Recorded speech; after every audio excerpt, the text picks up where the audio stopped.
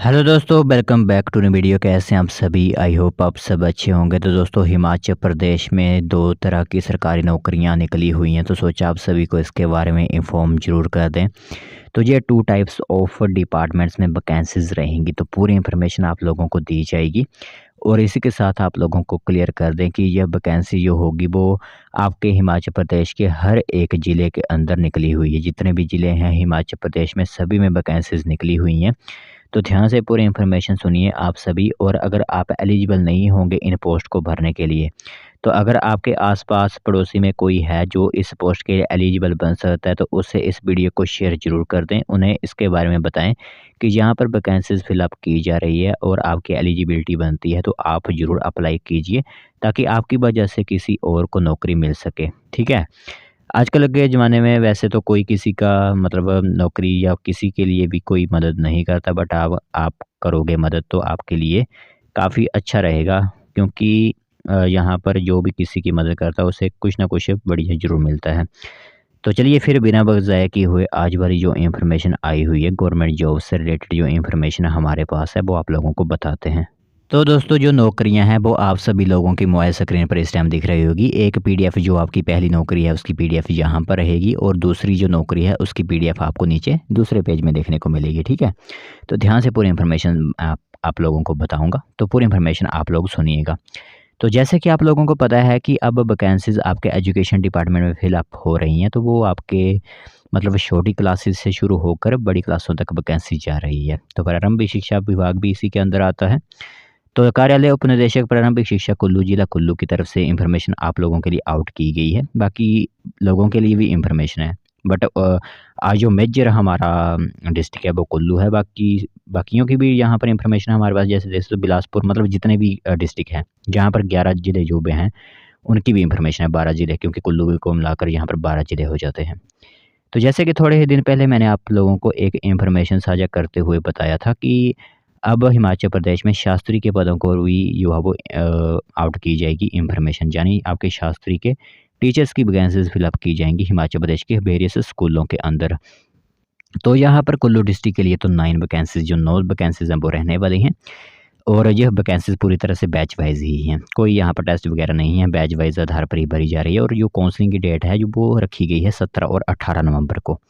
ये अलग-अलग डिस्ट्रिक्ट की अलग-अलग होती है। ठीक है? ये ध्यान रखना आपको कि अलग-अलग डिस्ट्रिक्ट, जैसे कुल्लू की 17-18 है, तो बिलासपुर की कोई और यहाँ पर आपके लिए तारीख तय की गई होगी। तो वो आप अपने डिस्ट्रिक्ट के किसी भी प्रारंभिक शिक्षा विभाग में फ़ोन वगैरह करके पूछ सकते हो। ठीक है?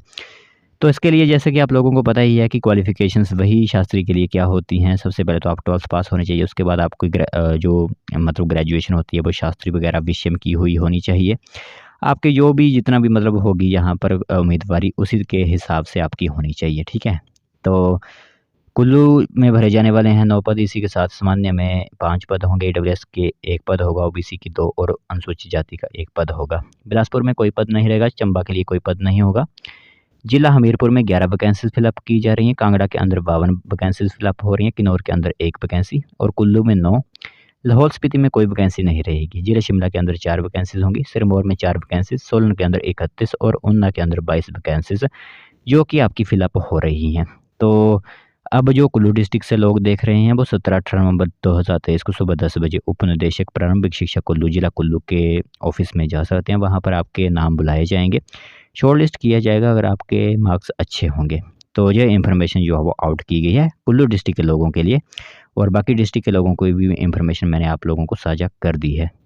तो दोस्तों, आगे इन्फॉर्मेशन भी आप लोगों के सामने इस टाइम दिख रही होगी। तो यहाँ पर आप इन्फॉर्मेशन दे सकते हो। डिस्ट्रिक्ट मंडी की तरफ से इन्फॉर्मेशन आउट की गई है, रहेगा सेम डिपार्टमेंट आपका एजुकेशन डिपार्टमेंट ही।